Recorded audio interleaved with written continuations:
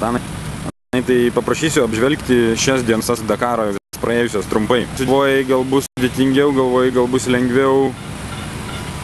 Pradėsiu nuo to, kad aš nežinau savo rezultato.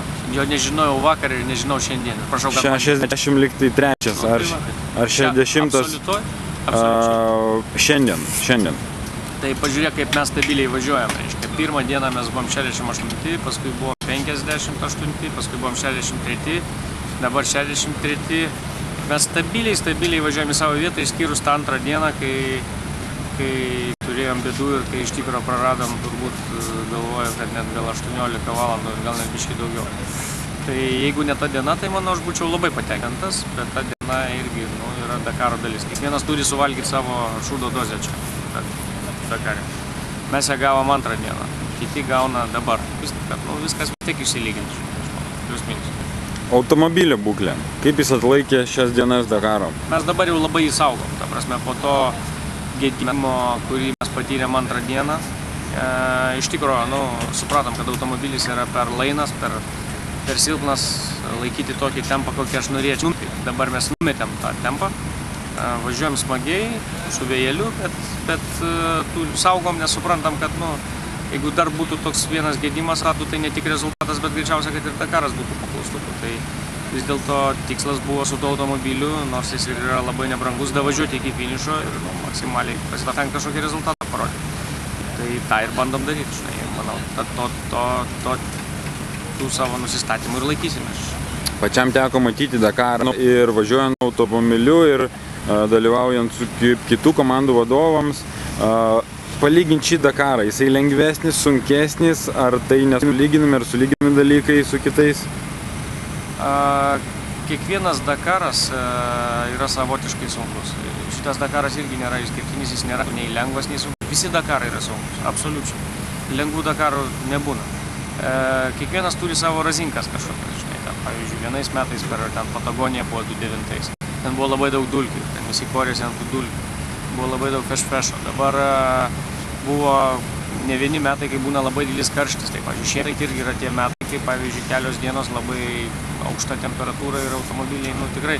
Tu matai, kad pusė lenktynininkų stovi, kaip ir tu stovi ir laukia, kol kažkas atauš ar kažką tvarkosi, nes tas karštis labai, sakysim, išdarko visą važiavimo tempą. Technika, aišku, jeigu jinai yra ruošta Lietuvoje, tai gali įsivaizduoti, kaip yra sunku prognozuoti, kas tai technikai darysis, kai bus 45, pavyzdžiui, laipsnių temperatūra. Dakarai visi biškai skiriasi, bet sunkus šitas, bet jis nėra sunkesnis už kitus. Aš kaip ir sakiau, mano nuomonė, sunkiausi Dakarai buvo Afrikoje ir jie ir turėtų būti Afrikoje. O šitas labai sunkus pakabai, labai daug akmenų. Ir ta linkme nuėjo, kad iš tikrųjų nėra smėlio, nėra kopų, kas gal iš vienos pusės ir palengvina, bet iš kitos pusės labai pakabai apkrova didelė, nes važiuoji 100 km vien per akmenis ir jeigu nori laikyti kažkokį tempą, tai pakaba atvenčia žiauriai. Ir pas mus detalės jau eina beveik į pabaigą, už tai irgi taip svarstom, kaip reikia, kokiu tempu reikia važiuoti, kad galėtum pasiekti su tuo, ką turi. O pačio kaip psichologinė būsena, kaip kolektyvo viso ekipažo? Labai gerai. Parvėjom всех, mes taip sakom, prieš startą su Vytu. Ne, mes nusiteikę gerai. Aš taip, nežinau, man patinka, kad ir Vytas labai viską, ta prasme, adekvačiai priima, jisai nei nesminas, nei ką, ta prasme, nuovargis tik jaučiasi. Nuovargis tai iš tikrųjų jauna. Tai šiandien irgi dabar važinėjom ir sprendžiam, ar eit pavalgyti, ko labai norim ir jau faktiškai antrą dieną normaliai nevalgom, ar vis dėlto kristi iš karto gulti ir atstatyti biškį